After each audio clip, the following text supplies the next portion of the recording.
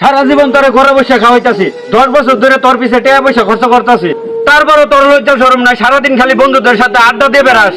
এভাবে আড্ডা দিয়ে বেড়ালে তো পরীক্ষা ফেল করবি। পড়াশোনা করতি না, এটা আগে কলিতে হইতো। কমসে কম আমার টাকা পয়সাটি নষ্ট হইতো না। তোর পিছে যে টাকা পয়সাটি খরচ করলাম সবই তো বিফল হয়ে গেল। তোর লাইনে কুলাঙ্কার চালে যেন কারো কারো জন্ম না হয়। বাইরে আমার বাড়িতে যা, বাইরে আবার যাই রয়েছে, যা বেরো। আমার এবারের মতো ক্ষমা করে দাও।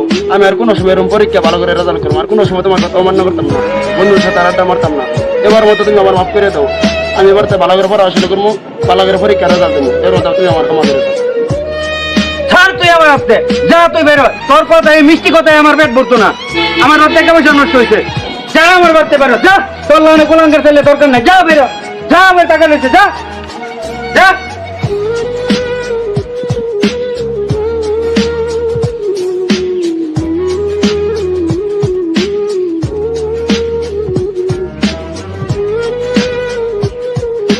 কি রে, তুই বলে পরীক্ষায় ফেল করছ?